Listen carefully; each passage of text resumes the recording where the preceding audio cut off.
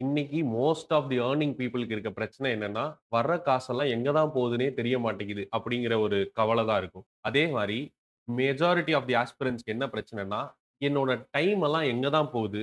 நான் படிக்க தான் செய்றேன். பிரிப்பரேஷன்ல தான் இருக்கேன். ஆனா, நான் பிரிப்பேர் பண்ற டைம்னால, நான் அதுக்கு குடுக்குற டைம்னால எனக்கு பிரிப்பரேஷன்ல ஒரு எலிவேஷனே ஃபீல் ஆக மாட்டேங்குது. நான் படிச்சுட்டேன்ற ஃபீலே எனக்கு கிடைக்க மாட்டேங்குது. அப்ப என் டைம் எல்லாம் எங்க தான் போகுது? அப்படிங்கிறது தான் இன்னைக்கு மெஜாரிட்டி ஆஃப் தி ஆஸ்பிரண்ட்ஸ்க்கு இருக்கிற பிரச்சனை. இது 2த்துக்குமே ஃபர்ஸ்ட்டு சொன்ன அந்த மணி விஷயத்துக்குமே சரி, டைம் விஷயத்துக்குமே சரி, ஒரே ரூல் தான்.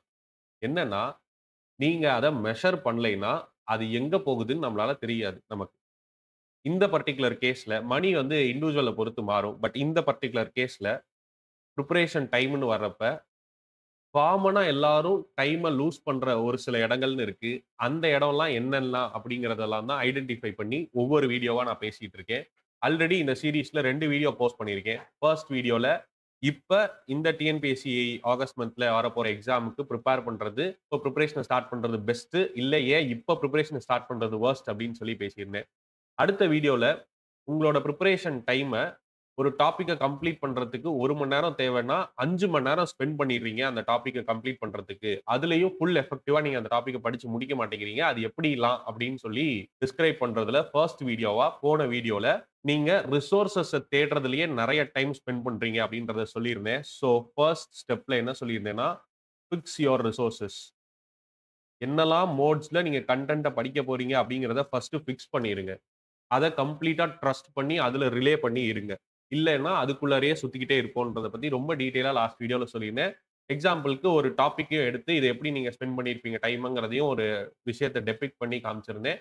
அண்ட் அந்த பர்ட்டிகுலர் டாபிக்கோட ஃபுல் கன்டென்ட் வேணும்னா, அந்த வீடியோக்கு கீழயே இருக்க ஃபார்ம கிளிக் பண்ணி ஃபில் பண்ணுங்க. உங்களுக்கு அந்த வீடியோ வரும்னு சொல்லியிருந்தேன். நெறைய பேர் ஃபில் பண்ணியிருந்தீங்க. அந்த வீடியோ வாட்ச் பண்ணியிருப்பீங்கன்னு நெனைக்கிறேன். இப்போ அதே மாதிரி அடுத்த ஸ்டெப்பா நீங்க எந்த இடத்துல டைம் அதிகமா வேஸ்ட் பண்றீங்க? ஆர் என்ன ஸ்டெப்ப பண்றது மூலமா உங்களோட பிரிப்பரேஷன் டைம டிராஸ்டிக்கா சேவ் பண்ண முடியும் அப்படிங்கிறது தான் இந்த பர்ட்டிகுலர் வீடியோல சொல்லப் போறேன். ஸோ வீடியோவ லாஸ்ட் வரைக்கும் ஸ்கிப் பண்ணாம பாருங்க. மீன்வைல் டிஎன்பிஎஸ்சி ஏஇ எக்ஸாம்க்கான கிராஷ் கோர்ஸ் நம்ம டெர்சாகி இன்ஸ்டிடியூட்ல மே 15த் லான்ச் ஆகுது. அண்ட் அதுக்கான அட்மிஷன் ப்ராசஸ் போயிட்டு இருக்கு. நெறைய ஃபோன் கால்ஸ் அண்ட் மெசேஜஸ் வந்துட்டு இருக்கு. ஃபோன் கால் பண்ணீங்கன்னா, உங்களுக்கெல்லாம் திருப்பி ரிட்டர்ன்க்கு கால் வந்துரும். பட் அதுக்கு முன்னாடி எல்லாரையுமே WhatsApp தான் பண்ண சொல்லியிருந்தோம். என்ன கோட் அப்டின்னா, AETC கிராஷ் கோர்ஸ் 25 அப்படிங்கிற இந்த பர்ட்டிகுலர் கோட நீங்க 9751200200 அப்படிங்கிற நம்பருக்கு WhatsApp பண்ணுங்க. அதுல உங்களுக்கு ரிப்ளை வரும். கால்க்கு ஒவ்வொருத்தருக்கா திருப்பி ரிப்ளை பேக் கால்ஸ் பேசிக்கிட்டே இருக்கோம். ஸோ அதனால please do wait. Right. And அந்த பர்ட்டிகுலர் கோர்ஸ்ல என்னலாம் டீடைல்ஸ் எல்லாம் இருக்க போது, எப்படி நம்ம அந்த போர்ஷன் கம்ப்ளீட் பண்ண போறோம், டெஸ்ட் இருக்கா, மெட்டீரியல்ஸ் வருமா, லாஸ்ட்ல மாக் டெஸ்ட் இருக்கா, ரிவிஷன் கிளாஸஸ் இன்க்ளூடடா இத பத்தின எல்லா டீடைல்ஸுமே அதுல உங்களுக்கு வந்துரும். ஸோ மறக்காம இந்த கோட இந்த நம்பருக்கு மெசேஜ் பண்ணுங்க. டீடைல்ஸுமே சொல்லுவாங்க. ரைட். இப்போ இந்த வீடியோல பிரிப்பரேஷன்ல நெக்ஸ்ட் ஸ்டெப்பா உங்களோட டைம எப்படி சேவ் பண்ணலாம்? ஆர் இந்த ஸ்டெப் பண்றது மூலமா உங்க பிரிப்பரேஷன் எப்படி ரிஃபைன் ஆக போகுதுங்கிறத சொல்றேன். சேம் எக்ஸாம்பிளே எடுத்துப்போம். அதே கன்சாலிடேஷன் டாபிக்கே எடுத்துக்கோங்க. இப்ப நீங்க அந்த வீடியோவ வாட்ச் பண்ணியிருக்கீங்க. இல்ல அந்த கன்டென்ட்டோட நோட்ஸ ஒரு தடவ ரீட் அவுட் பண்ணியிருக்கீங்கன்னு வச்சுப்போம். இது ஃபர்ஸ்ட் ஸ்டேஜ் ஆஃப் ஸ்டடி. இத பண்றது மூலமாவே என்னால மார்க்க ஃபுல்லா எடுத்துற முடியாது அந்த டாபிக்ல இருந்து. பட் நெறைய பேர் என்ன எக்ஸ்பெக்ட் பண்றீங்கன்னா, நான் தான் அந்த டாபிக்க படிச்சுட்டேன்ல. எனக்கு இப்ப அதுலருந்து எல்லா கொஸ்டினுக்கும் பார்த்து ஆன்ஸர் தெரியணும்ல. அப்படின்னு ஒரு எதிர்பார்ப்பு. இது தப்பு கிடையாது. ஆனா, இது அப்படி வொர்க் ஆகாதுங்கிற புரிதல் கண்டிப்பா வேணும். See how to ride a bicycle அப்படின்ற புக்க படிக்கிறதுனால மட்டுமே என்னால ஒரு சைக்கிள் ஓட்டிட முடியாதுங்கிறத நம்மளே நெறைய வீடியோஸ்ல சொல்லியிருக்கோம். சிமிலர் டூ இட் அந்த கன்டென்ட் என்ன? அந்த கன்டென்ட்ல என்ன விஷயம் சொல்லியிருக்காங்க? அதோட கான்செப்ட் என்ன? அதுல இருக்க ஃபார்முலா என்ன? அதுல இருக்க டேட்டா என்ன? இத தான் நீங்க பிரிப்பேர் பண்ணியிருக்கீங்க. இதுக்கு தான் உங்க பிரெயின நீங்க பேட்டர்ன் பண்ணி வச்சிருக்கீங்க. சோ ஃபார் அந்த பர்ட்டிகுலர் டாபிக்ல. அந்த பர்ட்டிகுலர் டாபிக்ல கொஸ்டின் எப்படி வரும்னே உங்க பிரெயின்க்கு காட்டாம, ஃபர்ஸ்ட் டைம் காட்டுறப்பவே, என் பிரெயின் அதுக்கு ஆன்ஸர் சொல்லிறணும்னு எதிர்பார்க்கிறது ரொம்ப தப்பு. முக்கியமா இன்ஜினியரிங் சப்ஜெக்ட்ஸ்ல இந்த மாரி எக்ஸ்பெக்டேஷன வச்சுட்டு நீங்க பிரிப்பேர் பண்ணீங்கன்னா 2 விஷயம் நடக்கும். 1 கொஸ்டின் சால்வ் பண்ணுவீங்க. ஆனா அதுல டிமோட்டிவேட் ஆயிட்டு அடுத்த டெஸ்ட்ட எழுதவே மாட்டீங்க. கொஸ்டின்ஸே பார்க்கிறதே ஒரு அவர்ஷனா மாறிரும். பண்ண மாட்டீங்க. இன்னொரு விஷயம் என்ன நடக்கும்னா, ஐயோ! கொஸ்டின் பார்க்க புதுசு புதுசா தெரியுதே! அப்பன்னா நான் கொஸ்டினா மட்டுமே பார்க்கிறேன்னு சொல்லிட்டு பேஸ் கன்டென்ட்ட பிரிப்பேர் பண்றத நிப்பாட்டிருவீங்க. இது 2மே தப்பு. இது 2மே பெர்ஃபெக்ட் பேலன்ஸ்ல பண்ணணும். இப்ப நான் சொல்ற விஷயங்கள் எல்லாமே நீங்களும் பண்றீங்க. இந்த மிஸ்டேக்ஸ் எல்லாம் நானுமே பண்ணிக்கிட்டு இருக்கேன் அப்படின்னு நினைக்கிறீங்கன்னா, தயவு செஞ்சு கமெண்ட்ஸ்ல போஸ்ட் பண்ணுங்க. மீதி பேரும் கமெண்ட்ஸ் பண்ணியிருக்காங்கன்னா, அத கண்டிப்பா ரீட் அவுட் பண்ணி பாருங்க. ஃபர்ஸ்ட் விஷயம், இது நீங்க மட்டும் பண்ணல. இது காமனா எல்லாரும் பண்ற தப்பு அக்னாலெட்ஜ் பண்ணீங்கன்னா தான், அடுத்து அந்த தப்புல இருந்து நம்ம லேர்ன் பண்ண ஆரம்பிக்க முடியும். இந்த பர்ட்டிகுலர் வீடியோ சீரிஸோட ஒரு அல்டிமேட் எய்முமே அதுதான். எல்லாரும் பண்ற மிஸ்டேக்க நீங்களும் பண்ணாதீங்க. So simple. சரி சார், ஓகே. அப்பன்னா நான் அப்படி எக்ஸ்பெக்ட் பண்ணக்கூடாதான்னா, கண்டிப்பா எக்ஸ்பெக்ட் பண்ணக்கூடாது. அந்த கொஸ்டின்ஸ்க்கு உங்களுக்கு ஆன்ஸர் தெரிய வேண்டாம். அப்ப நான் அந்த டெஸ்ட்ல என்ன பண்றேன்? ஃபார் எக்ஸாம்பிள் இப்ப கன்சாலிடேஷன் டாபிக்கே பார்த்தோம். சரியா?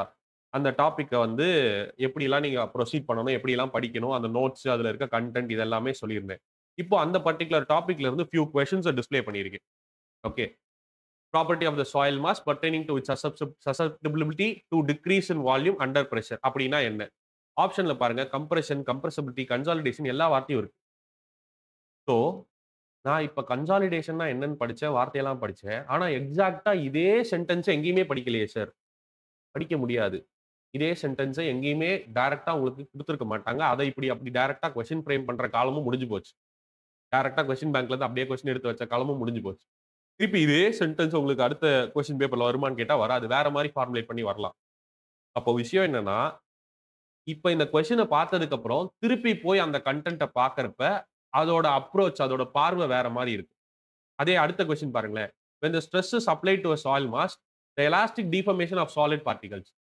Elastic deformation of the solid particle. அப்படின்னா, இந்த சாலிட் பார்ட்டிகிள்ளயே சின்னதாகி, கம்ப்ரஸ் ஆகி சின்னதா இப்படி தட்டையா மாறுறது. கன்சாலிடேஷன்ல டாபிக்ல ஆக்சுவலா நம்ம இங்க கன்சாலிடேஷன் வார்த்தையே இல்ல. யோசிச்சு பாருங்க எக்ஸாம்ல 10 சப்ஜெக்ட் இருக்கும். அதுக்கு நடுவுல ஒரு கொஸ்டினா இப்படி இருக்கும். இது கன்சாலிடேஷனே ஃபர்ஸ்ட் ஸ்ட்ரைக் ஆகணும். ஓகே. அப்ப என்ன அர்த்தம்? என்ன சொல்றாங்க? இந்த இடத்துல கன்சாலிடேஷன்னா அதுல இருக்க சாயில் மாஸ்ல இருக்க போர் வாட்டர்ஸ் எல்லாம் வெளில போறதுன்னு சொன்னாங்க. இங்க என்ன சொல்றாங்க? எனக்கு அந்த பார்ட்டிகிளே சப்பையாகும் அப்படின்றாங்க. இதோட பார்ட் வந்து எப்ப வரும்னா, செகண்டரி கன்சாலிடேஷன்ல வரும் அப்படின்னு படிச்சிருப்போம். அதுல டபுள் வாட்டர் லேயர் ரிமூவ் ஆகும். அப்புறம் சாயிலே கம்ப்ரஸ் அந்த பார்ட்டிகிளே ஒரு தெர்மோகோல் பால் அழுத்துற மாரின்னு வச்சுக்கோங்களேன். அதெல்லாம் செகண்டரி கன்சாலிடேஷன்ல தான் நடக்கும். Which is so less in magnitude. ரொம்ப கம்மியான பெர்சன்டேஜ்ல தான் இது நடக்கும். ரொம்ப கம்மியான அளவுல தான் இதனால நமக்கு சாயில் கம்ப்ரஸ் ஆகும். அதனால இது நெக்லிஜிபிள். இத நான் கன்சிடர் பண்ண மாட்டேன். இத எங்கேயுமே டைரக்ட் ஸ்டேட்மென்ட்டா உங்களால படிக்கவே முடியாது. எந்த புக்லயும் இல்ல. அப்ப இத நான் எப்படி புரிஞ்சுக்கிறது? இத மாரி இருக்கிறத நான் எப்படி கொண்டு வர்றது? இப்படி நீங்க ஸ்டேட்மென்ட்டா டைரக்ட்டா நான் எல்லா டாபிக்குக்கும் படிக்கணும்னா, ஒரு ஸ்டேட்மென்ட்டுக்கும் 1000, 2000 ஸ்டேட்மென்ட் இருக்கும்பா. அதுவும் அதுவும் நீங்க நெனைக்கிற அதே ஆர்டர்லலாம் வராது. அதே மாரி சீக்வென்ஸ்லலாம் இருக்காது. அப்போ நீங்க இந்த இடத்துல கொஸ்டின பார்த்ததும் ஆன்ஸர் தெரியணும்னு நெனைக்கிற அந்த ஒரு மனப்பான்மையே தப்பு. இன்ஸ்டெட் இந்த கொஸ்டின இப்ப பார்த்துட்டீங்களா? இந்த வார்த்தை இப்படி ஒரு விஷயம் கேட்கறாங்களா? இத அண்டர்ஸ்டாண்ட் பண்ற மாரி போயிட்டு, திருப்பி அந்த கன்டென்ட்ட படிக்கிறப்ப தான், உங்க பிரிப்பரேஷன் ரிஃபைனே ஆகும். But maximum number of people இந்த ரிஃபைன்மென்ட்க்கே மாட்டேங்கிறீங்க. இந்த கொஸ்டின் சால்விங்க்கே என்ன தெரியுமா பண்ணுவீங்க? அப்படி இல்லன்னா பிராக்டிஸ்ன்ற பேர்ல இந்த கொஸ்டின்க்கு கீழயே கொஸ்டின் புக்லெட்ல ஆன்ஸர் இருக்கும். டக்குனு உடனே இதுவா நெக்லிஜிபிலி ஸ்மால். நோ. அதுக்கு பேரு டெஸ்ட்டே கிடையாது. அதுக்கு பேரு கொஸ்டின் ஆன்ஸர பார்க்கிறது. அதுக்கு பேரு கொஸ்டின் எப்படி இருக்குன்னு பார்க்கிறது. அதையும் பண்ணணும். ஆனா, அத டெஸ்ட்ன்ற பேர்ல பண்ணாதீங்க. ஸோ, இப்ப நான் உங்ககிட்ட சொல்றதெல்லாம் என்னன்னா, நீங்க டெஸ்ட் அப்ரோச்ல எடுத்தாலும், அத மார்க் பேசிஸ்ல பார்க்காதீங்க. இதுல ஏன் ஸ்கோர் வரல? இதுக்கு ஏன் எனக்கு ஆன்ஸர் வரல? எதுவுமே எடுத்துக்காதீங்க. உங்களோட லேர்னிங் ப்ராசஸ்ல, உங்களோட பிரிப்பரேஷன் ப்ராசஸ்ல இந்த கொஸ்டின்ஸ பார்க்கிறதும் ஒரு பார்ட் தான். அப்ப அத பார்க்கிறப்ப நமக்கு என்ன தோணுதுங்கிறத ஃபர்ஸ்ட் நீங்க ஆன்ஸர் கீய பார்க்கறதுக்கு முன்னாடி உங்க மைண்டுக்குள்ளார அத ஓட்டி பார்த்து ஒரு ஆன்ஸர கெஸ் பண்ணிட்டு, அப்புறமா அந்த ஆன்ஸர் கீய பார்க்க போங்க. டக்குன்னு அந்த கன்க்ளூஷனுக்கு ஜம்ப் ஆகாம, அது என்னன்றதுல கொஞ்ச நேரம் ஸ்பெண்ட் பண்ணுங்க. இந்த திங்கிங் இருக்குல்ல, இந்த இந்த இத வந்து அந்த கான்செப்ட்ட லேட்டரலா யோசிக்கிறதுன்னு இருக்குல்ல, இந்த எபிலிட்டிய எவ்வளோக்கு எவ்வளோ நீங்க வளர்த்துக்கிறீங்களோ, அவ்வளோக்கு அவ்வளோ மத்த பீப்பிள் ஸ்கோர் பண்ற மார்க்க விட, நீங்க ஜாஸ்தியா ஸ்கோர் பண்ண ஆரம்பிப்பீங்க. இது ஒரு மார்க்கா உங்கள அடுத்தடுத்த ஸ்டெப்புக்கு கூட்டிட்டு போகும். ஸோ நான் இப்ப சொல்றது எல்லாமே, நான் ஒரு 100 மார்க் போட்டுருவேன், அப்படின்ற கேண்டிடேட்டுக்காக இல்ல. 1 மார்க்ல கவுன்சிலிங்க மிஸ் பண்ணிட்டு வர்றவங்க, 2 மார்க்ல கவுன்சிலிங்க மிஸ் பண்ணிட்டு வர்றவங்க, அவங்களுக்கு நான் இப்ப சொல்ற ஒவ்வொருத்தோட இம்பார்ட்டன்ஸ் புரியும். ஃப்ரெஷ்ஷா பிரிப்பேர் பண்ண ஆரம்பிக்கிறீங்கன்னா, இந்த இம்பார்ட்டன்ஸ் எல்லாம் முதல்லயே தெரிஞ்சு, இந்த விஷயங்கள் எல்லாம் உங்க பிரிப்பரேஷன்ல இன்கார்ப்பரேட் பண்ணீங்கன்னா, உங்களால டிராஸ்டிக்கா உங்க ஸ்கோர் இம்ப்ரூவ் ஆகி இருக்கிறத பார்க்க முடியும். ஹோப் இந்த பர்ட்டிகுலர் வீடியோல நான் 2வதா நீங்க டைம் வேஸ்ட் பண்றத பத்தி பேசினேன். விச் இஸ் கன்டென்ட்டா மட்டுமே திருப்பி, திருப்பி, திருப்பி கன்சியூம் பண்ணிட்டு இருக்கிறது. ஸோ, ஃபர்ஸ்ட் ஸ்டெப் ரிசோர்ஸ பிக்ஸ் பண்ணணும். அதுக்கப்புறம் அது மேல கம்ப்ளீட் ட்ரஸ்ட்டோட புரோசீட் பண்ணணும். 2வது ஸ்டெப் நான் கன்டென்ட்டாவே திருப்பி, திருப்பி, திருப்பி கன்சியூம் பண்ணிட்டு, கொஸ்டின் பார்த்த உடனே எனக்கு ஆன்ஸர் தெரியணுன்ற எக்ஸ்பெக்டேஷன்னால உங்க டைம வெறும் நோட்ஸ் படிக்கிறதுலயே இதோ இருக்கு பாருங்க. இந்த நோட்ஸ மட்டும் படிக்கிறதுலயே டைம ஸ்பெண்ட் பண்றது.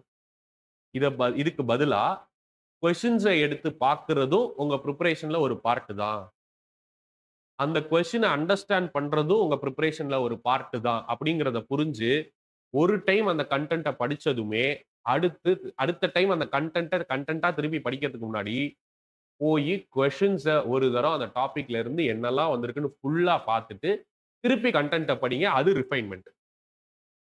ரிஃபைன்மென்ட். ராதர் ஒரு கொஸ்டின்ஸ் பார்க்கணும்னு போறேன். ஒரு 10 கொஸ்டின் பார்த்ததுமே, ஐய்யயோ! எனக்கு தெரியல. நான் போய் படிச்சுட்டு வரேன். திருப்பி போய் படிக்கிறது இருக்குல்ல. அந்த ப்ராசஸ் வொர்க்கே ஆகாது. ஸோ அதனால தான் டைம கன்டென்ட் பிரிப்பரேஷன்ல மட்டுமே நெறைய ஸ்பெண்ட் பண்ணி, கொஸ்டின்க்கு ஜம்ப் பண்ணாம, கொஸ்டின்ஸ பார்க்காம போறது இருக்குல்ல, அத ஸ்கிப் பண்றது இருக்குல்ல, இது பெரிய தப்பு. ஸோ 2வதா நீங்க டைம் வேஸ்ட் பண்றதே இதுதான். அதனால கன்டென்ட் பிரிப்பேர் பண்ணுங்க. அந்த கன்டென்ட்க்கு ஏத்த கொஸ்டின்ஸ கடகடன்னு ஒரு தடவ பார்த்துட்டு, திருப்பி அந்த பிரிப்பேர் பண்ணுங்க. அப்போ உங்களோட திங்கிங் அந்த ஒவ்வொரு கன்டென்ட்டையும் பார்க்கிறப்ப கொஸ்டினோட டச் பண்ணி இருக்கும். உங்க பிரிப்பரேஷன் ரிஃபைன் ஆகும். இதுக்கப்புறம் டெஸ்ட்டா ஃபுல்லா எழுதுறப்ப, கண்டிப்பா உங்க ஸ்கோர்ல இம்ப்ரூவ்மென்ட் இருக்கும். ஹோப் இப்ப நான் சொன்ன டிப் உங்களுக்கு ஹெல்ப்ஃபுல்லா இருக்கும்னு நெனைக்கிறேன். இந்த வீடியோ சீரிஸ் உங்களுக்கு உங்களோட பிரிப்பரேஷன்ல என்ன மாதிரியான சேஞ்ச குடுக்குது, என்ன கைண்ட் ஆஃப் செல்ஃப் ரியலைசேஷன் குடுக்குது அப்படிங்கிறத மறக்காம கமெண்ட்ஸ்ல போஸ்ட் பண்ணுங்க. அண்ட் இந்த வீடியோவுக்கு மறக்காம லைக் பண்ணிட்டு நம்ம சேனல சப்ஸ்கிரைப் பண்ணிக்கோங்க. அடுத்த வீடியோல டெஸ்ட் பர்ட்டிகுலரா எழுதுறப்ப என்னெல்லாம் விஷயங்கள் நீங்க ஃபாலோ பண்ணணும்? என்னெல்லாம் மிஸ் பண்றீங்க? காமனா என்ன எல்லாரும் மிஸ்டேக்ஸ் பண்றாங்க? ஒரு கொஸ்டின் படிச்சு ஒரு டெஸ்ட்ட எழுதுறப்ப அப்படிங்கிறத நான் சொல்றேன். ஸோ ஐ ஹோப் இந்த சீரிஸ் உங்களுக்கு ஹெல்ப்ஃபுல்லா இருக்கு அப்படின்னு. அண்ட் நான் முன்னாடியே சொல்லியிருந்த மாரி கிராஷ் கோர்ஸ்க்கான அட்மிஷன்ஸ் ஓப்பன்ல இருக்கு. மே 15த் அன்னைக்கு பேட்ச் ஸ்டார்ட் பண்றோம். அதனால அதுக்கு முன்னாடியே உங்களோட அட்மிஷன் ப்ராசஸ் எல்லாம் கம்ப்ளீட் பண்ணிக்கோங்க. அத பத்தின கம்ப்ளீட் பேட்ச் டீடைல்ஸ் வேணும் அப்படின்னா, நான் முன்னாடியே சொன்ன மாரி AECC25 அப்படிங்கிற கோட 9751200200ங்கிற நம்பருக்கு வாட்ஸ்அப் பண்ணிருங்க.